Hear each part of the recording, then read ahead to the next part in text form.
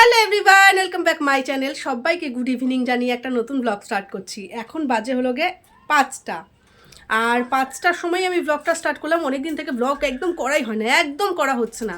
তো আমি এখন রেডি হয়ে গেছি, দেখে তো বুঝতেই পারছো একদম ফুল রেডি।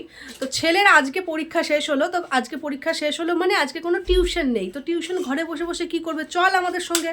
তো পিটুস আমাকে 4টের সময় নিতে এসেছিলো, তখন আমি রেডি হইনি, আবার চলে গেছে অফিসে। অফিস থেকে যে নিচে দাঁড়িয়ে রয়েছে, নিচ থেকে আমাকে বারবার ফোন করে যাচ্ছে, মানে হাতে টাকা, এখন যাচ্ছি শপিং করতে। তো শপিং কেন বলো তো, ওই যে আগের দিন যে বোনের আইব্রো ভাত দিয়েছি না, সে বোনের বিয়ের উদ্দেশ্যে আমি একটু কেনাকাটা করব। তা মেইনলি কী বলো তো, আমি না শাড়ি টাড়ি কিনি না, মানে শাড়ি আমাকে কিনতে শুনবে না। 2 বছর আগে হয়তো বা কিনেছিলাম, আর যদিও বা কিনি বিয়ে বাড়ি পড়ার উপলক্ষে নয়। তো ওই জন্য পীযূষকে বললাম, তোমারও কিছু কেনাকাটা, ছেলেরও কিছু কেনাকাটা, আমারও কিছু কেনাকাটা, যারই বিয়ে হোক না কেন, বিয়ে বাড়ি উপলক্ষে যদি আমার কোনো শাড়ি টাড়ি পরার মতো নেই, তো আমি বলছি চলো, কার কাছ থেকে কত চেয়ে মাঙ্গে পরবো বলো, চায়ে ছিনতে কত পরবো, পড়াটা সম্ভব নয়, ওর চাওয়া টাওয়া করা সম্ভব নয়। ওই জন্য বলছি না, আমি হচ্ছে কি নিজেই কিছু কিনে নিয়ে আসি। তো ওই যে এখন কচকচা টাকাগুলো শেষ করতে যেতে হবে। তো পীযূষ বলছে চলো, এখন যদি যাই 5টা নাগাদ, ধরো আমার আস্তে আস্তে তো 7টা বাজবেই। তো ছেলে কেক খাওয়া হলো বাবা, একটু জল খাবা, জল খাবা, জল খাও। চশমা চশমা পরতে হবে না, চশমা খুলে রাখো, না চশমা খুলে রাখো, চশমা খুলো, চশমা পরতে হবে না, চশমা পরতে হবে না। চশমা পরতে না করছি কেন বলো তো, মেইনলি ওর চশমাটা না ওই যে জন্যই পরা, ওর হচ্ছে গিয়ে চোখের প্রবলেম, ও দূরের জিনিস দেখতে পায় না, তার জন্যই ওর চশমাটা পরা। আর আমার চশমাটা, আমিও দূরের জিনিস দেখতে পাই না, আমি ছোট জিনিস না কিছু দেখতেই পারি না। তো আমার চশমাটা ওই জন্যই পরা, এই যে পরে নিয়েছি চশমা। জল খাও বাবা একটু, সন্ধেবাতি দিলাম না, যে সন্ধেবাতি দিলাম না। তো পীযূষ আজকে না খেতে আসেনি দুপুরবেলা, জানো, পীযূষ হচ্ছে গিয়ে অফিসেই একজন খাওয়াচ্ছে, তো ওখানেই খেয়ে ফেলেছে। এখন হচ্ছে গিয়ে মানে রান্নাবান্নাও খুব একটা জোর জুলুম কিছু করিনি আমি। এখন হচ্ছে গিয়ে চলো যাই, পীযূষ দাঁড়িয়ে রয়েছে, আমাকে আবার পরে নিয়ে যাবে না, খুব বকাবকি করবে। চলো বেরোই, কী কিনছি সেটা তো আমি পরে দেখাবোই। চলে এলাম শাড়ির দোকানে, আর আসার পর দেখো সামনে একগুচ্ছ বের করে দেখাচ্ছে, কিন্তু আমার তো ভাই পছন্দ হচ্ছে না একটাও। একটা জিনিস লক্ষ্য করবে, যত গুড় দেবে তত মিষ্টি হবে। এই যে শাড়িটা হাত দিচ্ছি, শাড়িটার দাম কত জানো, 3600 টাকা, প্রায় 3700। তো এই শাড়িটা আমার একটুখানি পছন্দ হলো, মানে কাপড়ের কোয়ালিটিটা ভালো, কিন্তু দামটা বুঝেছো তো কতটা। আমি ভাই শাড়িটা ওই জন্য ক্যান্সেল করে দিচ্ছি।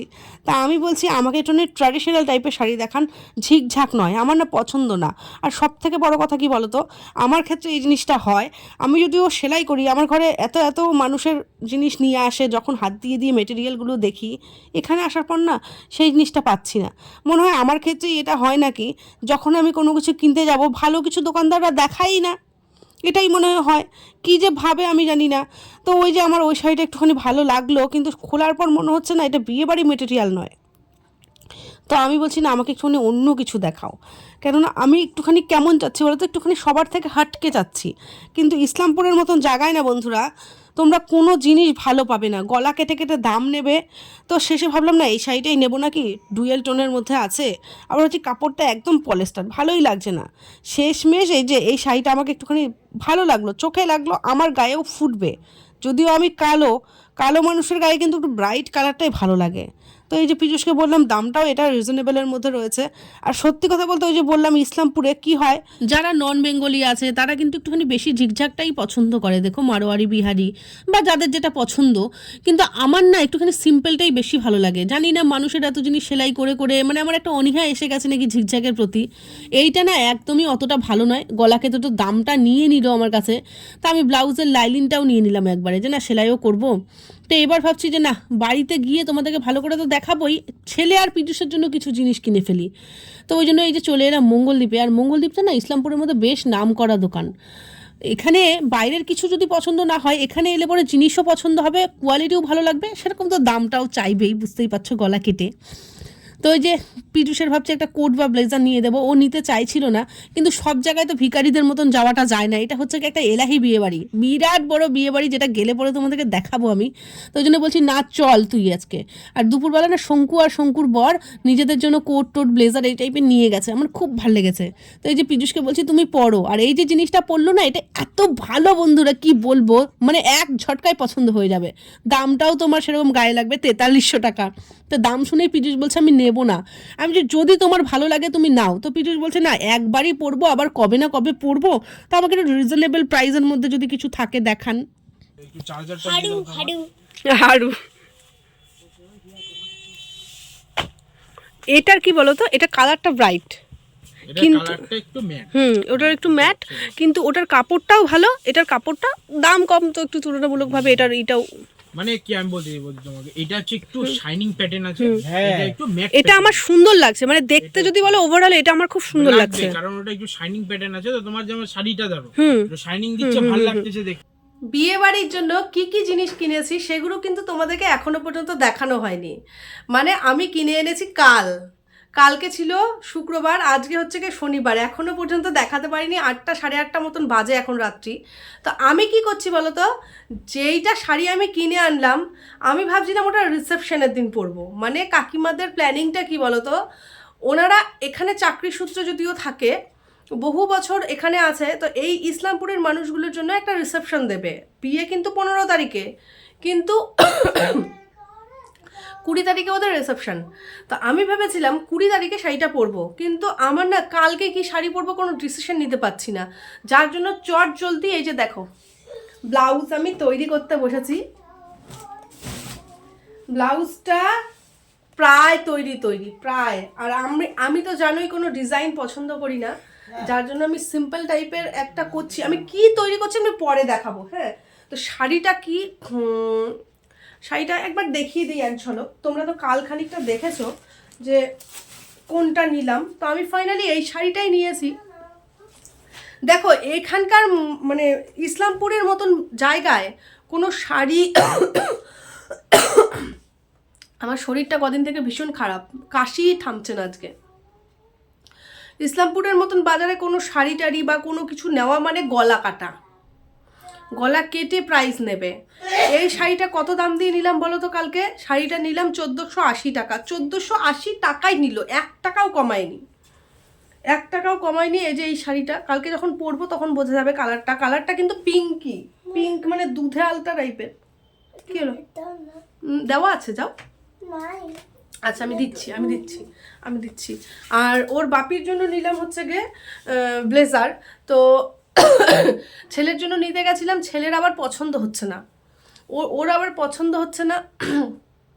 আমি বললাম কি ওই পাঞ্জাবিগুলোর ওপরে যে কোটগুলো পাওয়া যায়, মানে কি বলে ওগুলোকে আমি নাম জানি না, পাঞ্জাবি টাইপ, ওইগুলো কিনে দেই। ওনার পছন্দ নয়, তিনজনে পিঙ্ক পরবো, কালার কম্বিনেশনে একরকম হবে, ভালো লাগবে। তো উনি নেবেন না, ওই জন্য ওরটা আমি নেইনি। ওর পুজোর সময় ব্লেজার কিনেছিলাম, সেই ব্লেজারটাই পরাবো। বাবা খোলতো এটা,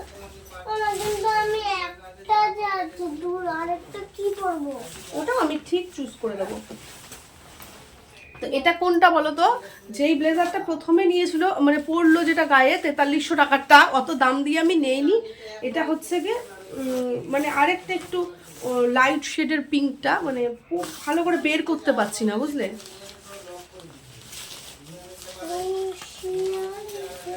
মানে বের করতে পারছি না, ভালো করে বের করতে পারছি না। কালারটা এখানে ঠিক পচা টাইপ লাগছে, পচা টাইপ নয় কিন্তু, হ্যাঁ কিন্তু বেশ সুন্দর জিনিসটা, ওকে পরলে ভালো লাগছে। মানে এখানকার মতন বাজারে যদি তুমি কোনো কিছু নাও তোমাকে গলা কেটে নিতে হবে। তো আমার কি হয় বলো তো, প্রত্যেক বিয়ে বাড়িতে তো ভিখারির মতন যাওয়া যায় না, এর কাছ থেকে দুটো জিনিস নাও, ওর কাছ থেকে দুটো জিনিস নাও। তা আমি ভাবলাম কি থাক, আমার নিজের যেটা আছে আমি সেটা পরেই যাই। তা আমি আবার কি করছি, ফ্লিপকার্ট থেকে কানের মালা ফালা অর্ডার করেছি, সেটা দেখি 18 তারিখে আসবে, কাল তো পড়াও হবে না। তো কী করবো বুঝতে পারছি না, নিজের মতন যতটা পারি আমি গুছিয়ে রাখি। আর একটা জিনিস নিয়েছি বন্ধুরা, কালকে না মোটামুটি কত যে টাকা খরচা হয়েছে বিশ্বাস করতে পারবে না, কিন্তু যেটা নিয়েছি সেটা আমি কাল দেখাবো না, আজকে দেখাবো না। নিয়েছি মেয়ের জন্য একটা সুন্দর গিফট। কাল অনেক একটু কসমেটিক্সের দোকানে ঢুকলাম, তো এই করতে অনেকটা দেরি হয়ে গেছে। তো আমার জিনিসটা কেমন লেগেছে কালকে ভালো করে পরার পর দেখাবো। হ্যাঁ, আর এখন আমি আগে ব্লাউজটা সেলাই করে নেই, ব্লাউজটা সেলাই করার পর তারপরে আরেকবার আমি তোমাদেরকে দেখাচ্ছি জিনিসটা কেমন লাগছে। বোঝা যাবে না অতটা ভালো করে পরলে, তখন ভালো করে জিনিসটা বোঝা যাবে, তবু আমি একবার দেখিয়ে দেবো। তো ফাইনালি এখন বাজে 11:30, আর এখন আমার ব্লাউজটা কমপ্লিট হলো। তো এটাই আমি পীযূষকে বলছিলাম যে পীযূষ এই প্রথম প্রথম মনে হয় আমি নিজের জন্য শাড়ি থেকে পিস কেটে নিয়ে নিজের ব্লাউজ বানালাম। মানে আমি বেশিরভাগ তো শাড়ি কিনি না, তার উপর যে 2-3টা শাড়ি কিনি সেগুলোর আমি ব্লাউজ বানাই না, আমি কন্ট্রাস্টে পরে নিই। তো এই প্রথম এই যে এই ব্লাউজটা আমি তৈরি করেছি ডোরির, মানে এই কলকাগুলো আমি কালকে লাগাবো, আমি এখনও কমপ্লিট করে উঠতে পারিনি। পেছনে হুক দেওয়া রয়েছে। তো ডিজাইনটা একদমই সিম্পল, আমি খুব হিবড়ি জিবড়ি পছন্দ করি না, যেমন শাড়িতে তেমন চুড়িদারে, যে কোনো জিনিসে আমার হিবড়ি জিবড়ি পছন্দ হয় না। তার উপর আমি যদিও তৈরি করি, আমি জানি কোন মেটেরিয়ালটা কেমন, এটার মধ্যে কোনো ডিজাইন দিলে সেটা টেকসইও হবে না। কালকে যখন পরবো তখন দেখাবো।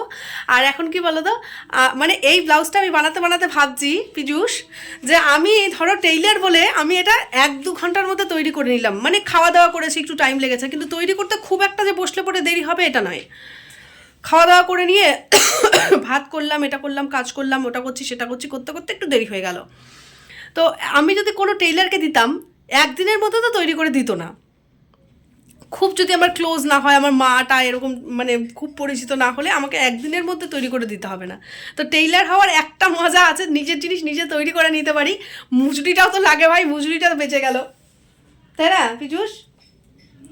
শাড়িতে ফলস লাগাবো, এগুলো কাল করে নেব। তো আমাদের গাড়ি ঠিক করা হয়েছে, গাড়ি আসবে 4টে নাগাদ কালকে। তো আমাদের মেয়েদের একটু তো সাজতে সাজতে টাইম লাগবে, ওই জন্য তাড়াতাড়ি গাড়িটাকে আসতে বলা হয়েছে। তো এখন আমাদের খাওয়া দাওয়া কমপ্লিট হয়ে গেছে। মেন কথা হচ্ছে কি বলো তো, তৈরি বেশিরভাগ জিনিসটা হয়ে গেছে, যেটুকুন বাদ আছে সেটুকুন কালকে করব। তো এখন যদিও 11:30 বাজে, খাওয়া দাওয়া কমপ্লিট, এখন গিয়ে শুয়ে পড়বো। তো চলো। কি ও দুধ, ছেলেকে দুধ দিচ্ছে, দাও দাও দুধটা দাও। এ ভাই হিটারটা এরম করে রাখছো, আমি তো খুলে দিয়েছিলাম। তো চলো বন্ধুরা, এই দেখো 11:30 বাজে। কালকে আবার নতুন ব্লগে দেখা হবে। এখনকার জন্য গুড নাইট, খুব ভালো থাকবে।